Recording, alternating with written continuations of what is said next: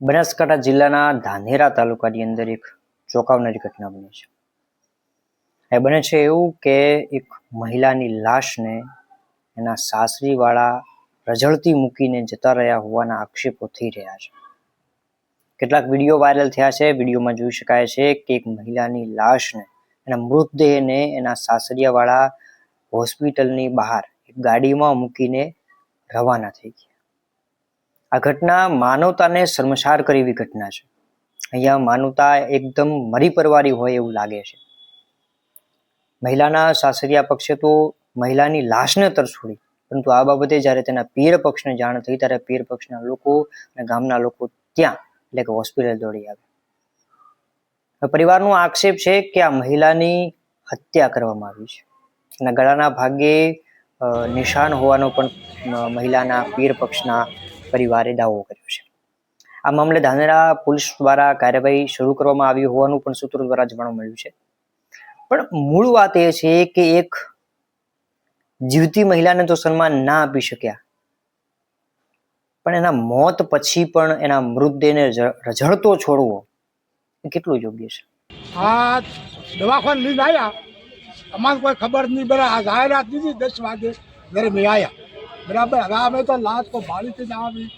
આ ગાડી ભાડી છે, ગોલાવાળા રહ્યા, ગાડી મેલીને ભાગી જા. હવે કોઈ નથી આજે. કેટલા વાગે? 11 વાગે ભાગી જા. સત્યમમાં ગયા હે, સત્યમમાંથી ત્યાં પાછી લાવી. હા બોલ.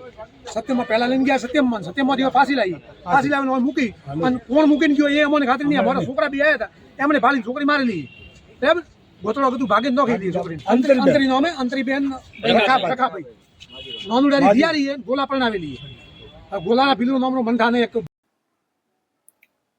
માનવતા હજુ કેટલા હદ સુધી શર્મસાર થશે? આ ઘટના બીજી બધી, આ તો ઘટના જાહેર થઈ છે. આવી બીજી કેટલી ઘટનાઓ છે જેમાં મહિલાઓ પીડાતી હશે.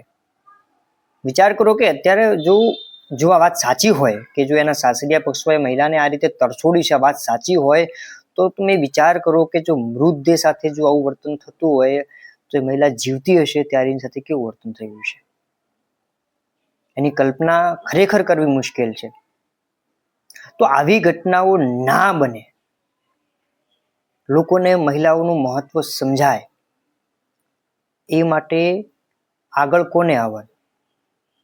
મહિલાઓએ જાતે. કારણ કે યાદ રાખજો, તમારી લડાઈ બીજું કોઈ લડવા નહીં આવે. તમારો અવાજ તમારે જ ઉઠાવવો પડશે. તમારે ભણવું છે, તમે અવાજ ઉઠાવો. તમારે અહીંયા જવું છે, તમે અવાજ ઉઠાવો. તમારે નોકરી કરવી છે, તમે અવાજ ઉઠાવો. બાકી તમારા માટે બીજું કોઈ અવાજ ઉઠાવે અને એવી અપેક્ષા રાખતા હો તો એ ખોટી વસ્તુ છે. કારણ કે આ કળિયુગ છે. આ કળિયુગમાં કોઈનું સગું થતું નથી. આ ધાનેરાની ઘટના એનું ઉત્તમ ઉદાહરણ છે.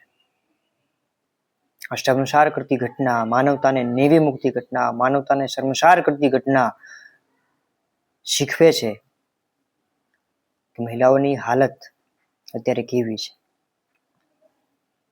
આ બાબતે સરકાર, પોલીસ તંત્ર શું કાર્યવાહી કરશે એ જોવાનું રહેશે.